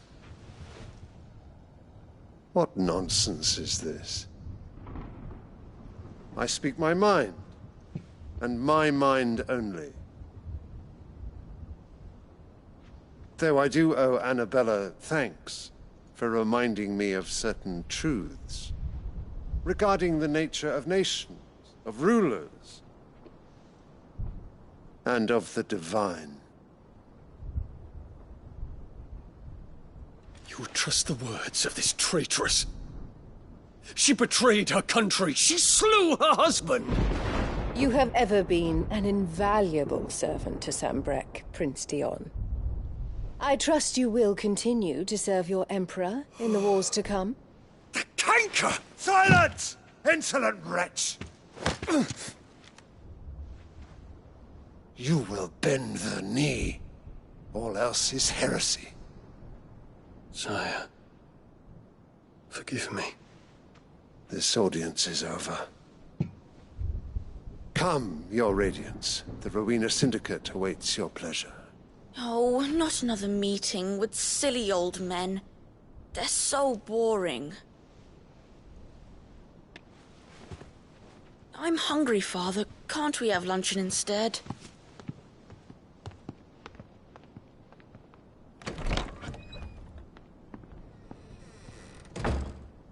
Does it pain you that you will not inherit your father's throne? I have suffered worse.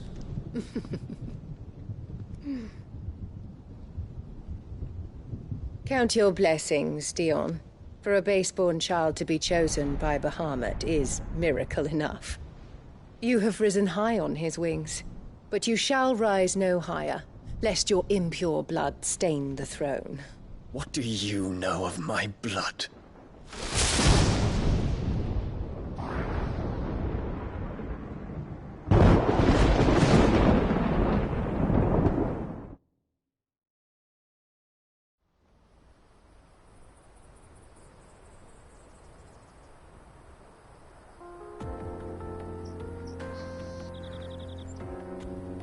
The Boklab markets are to the north. We just need to hug the coast.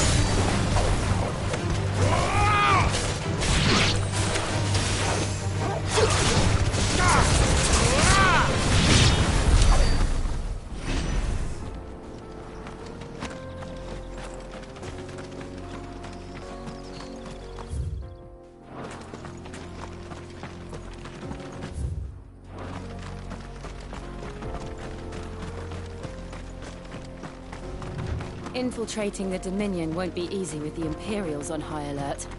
No. His Radiance has lost one capital already.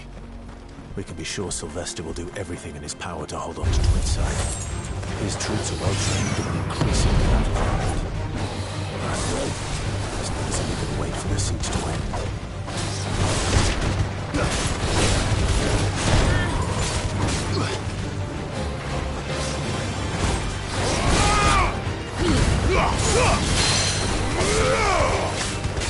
Get him!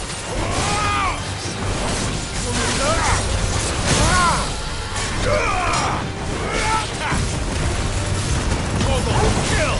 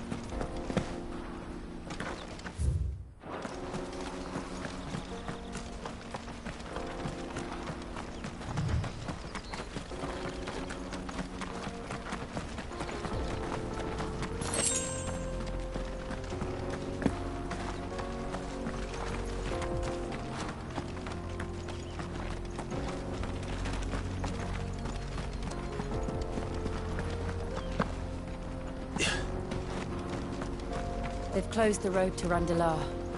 If the siege breaks, they'll need more than this to stop the Imperial legions marching on the capital. Oh, if you haven't got a pass, you're not getting through. Please.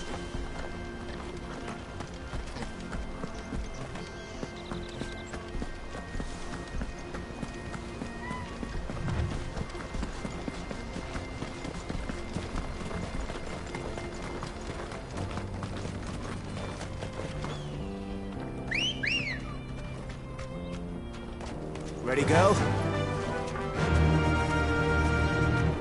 Fly, Ambrosia.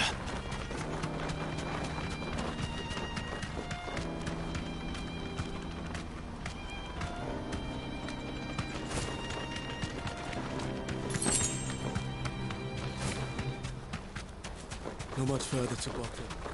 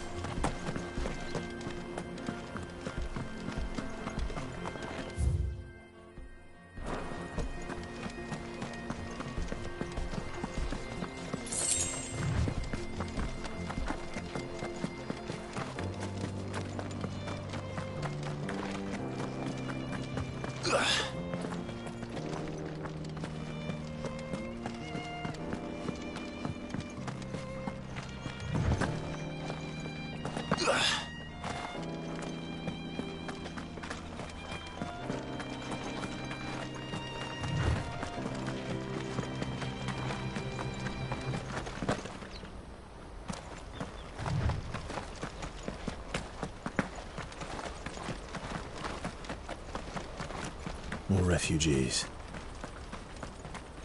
And they're all making for the crystalline dominion. Because they don't know how to live without the crystal's blessing.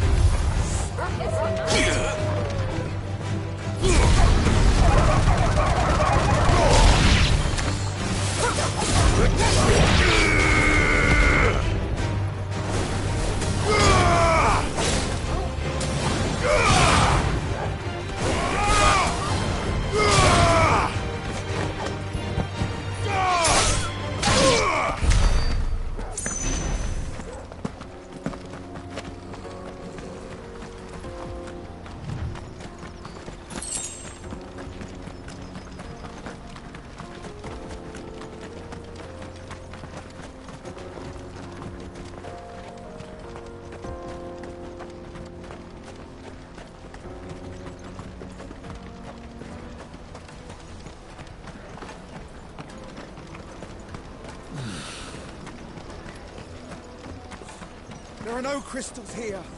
We have to keep going. This is where we're supposed to meet Goots, isn't it? That's right. He said he'd wait for us here after replenishing his supplies. I dare say he'll have finished by now. No trading cards.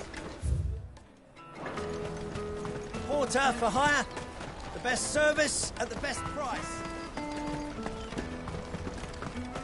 Hurry, man. I must leave for the Dominion. Bloody crimson caravan, scooping up all the best.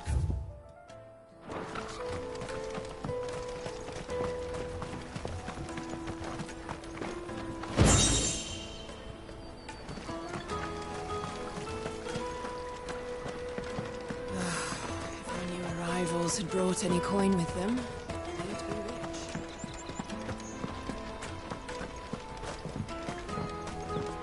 I hear the brothers found another victim. I believe it, all right. What's that? The third this month?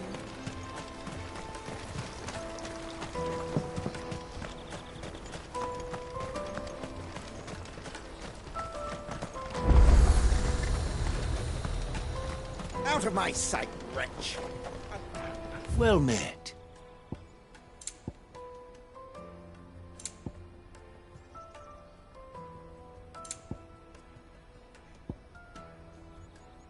You're welcome any time. You won't find a finer array this side of the strait.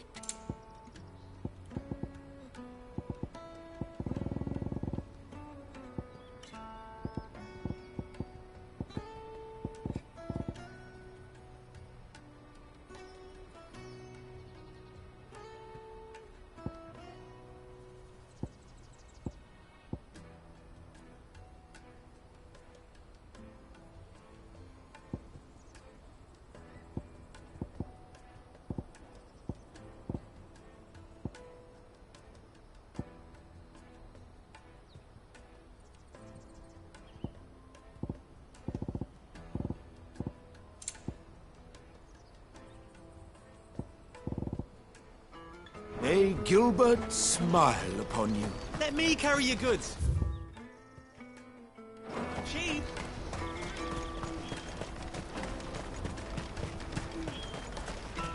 What do you think, girl?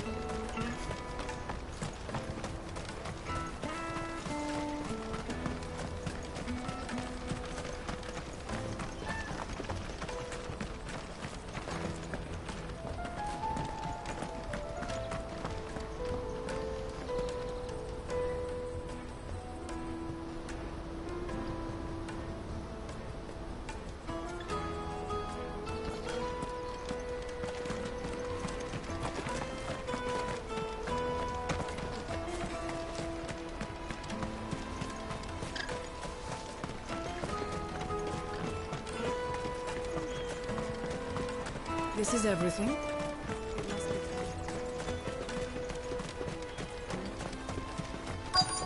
Peaches and pears. Plates and meat.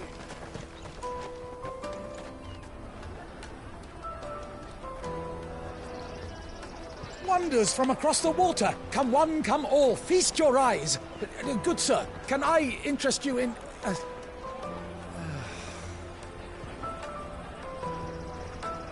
How much? For a measly crust of bread? You won't find any cheaper. Not nowadays. But you're more than welcome to look.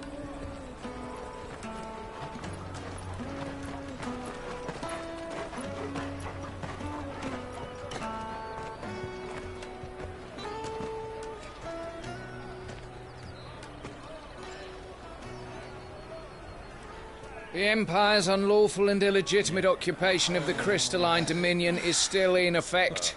Only those whose business in Twinside has been officially approved by the Republican Army will be permitted to cross the border. All who seek entry are to form a line and ready their documents for inspection. It looks like we aren't the only ones who are eager to leave. And they're checking everyone. Can't you make an Not for the likes of you. We won't get through without that pass. Let's go in and find Good, shall we?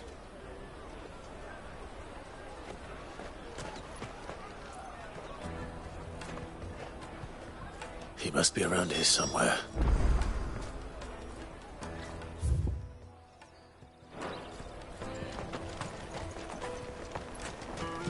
You should come with me to the Dominion. Life will be different there. You won't find anything of this quality in Twinside.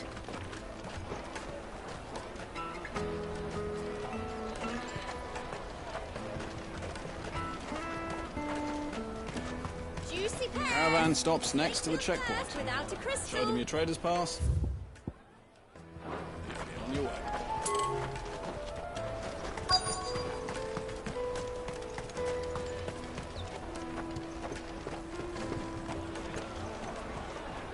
Ah, good.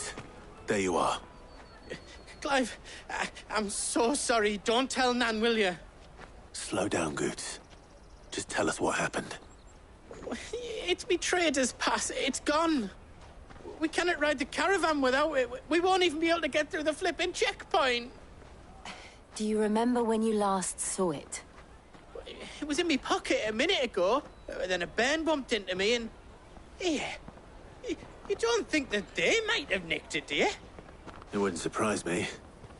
A busy market like this is prime territory for pickpockets. So, to get the pass back, we need to find this child. Where would we even start? I know where! I've got a pal in Bocklad who might be able to help us. No one knows more about what goes on round here than she does. Where do we find her? She's the owner of the Crimson Caravans, up that way. Sign's got a red chocobo on it. No time like the present. You two go on ahead. I'm gonna check the rest of me stuff, make sure naught else is missing. All right.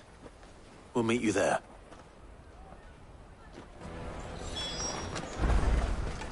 Let's keep an eye out for this red chocobo, then.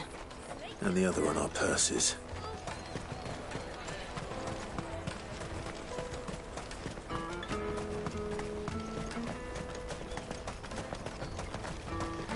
Peaches and pears. Out of my sight, wretch.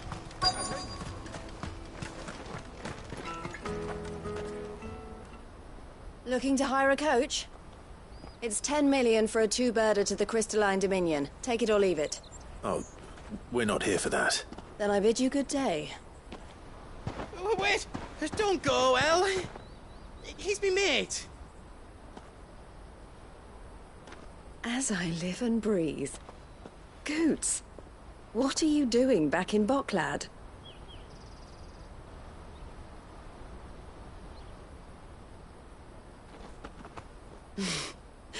I gather Lady Karen didn't send you.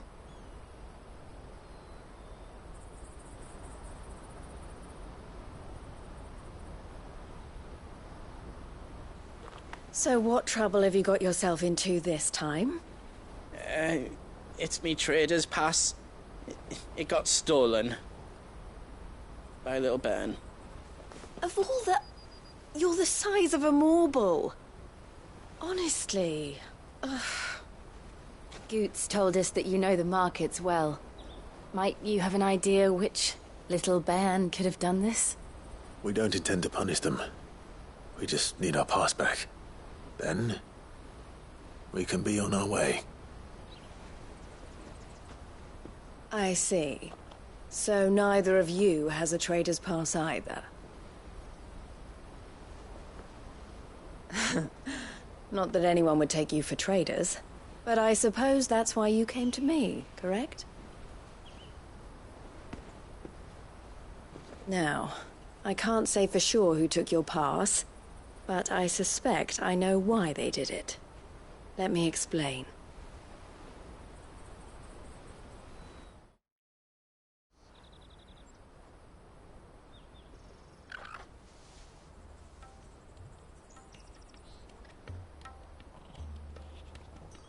Ever since the Fist marched on the Dominion, the Republic has been clamping down on any commerce that might aid the Empire more than it does us. Which means traders' passes have gone from being merely a way of easing one's progress to being essential if one wishes to cross the border at all. And with demand outstripping supply, they've become a precious commodity. leading some to seek to acquire them by less than legitimate means. So the children are stealing passes to sell on the black market? Yes, and no. Passes are inscribed with the names of their owners, and yet none of the victims' names have appeared on the register of those passing through the checkpoint. Which means? That someone is doctoring the stolen passes. The same someone who is encouraging the children to steal them. And the same someone who has Goots's pass, no doubt. Whoever they are, they're ruining the livelihoods of honest merchants, which is why we've decided to take a stand. Will you stand with us? You want to get your pass back, and we want to ensure that no more are stolen. Catch whoever's behind it all, and 2 birds shall be slain with a single stone. Is there any other way of getting to the Crystalline Dominion, Goots? They won't let you in if you're not with the caravan. It's that, I don't know, try swimming across the strait. But the guards will definitely spot you if you try and do that. Like, we don't want to get spotted, right? So either we find the people who took the pass, or give up all hope of entering the Dominion. All right. We'll help. Thank you kindly. But I don't know your name. Eloise at your service. Clive. A pleasure doing business with you, Clive.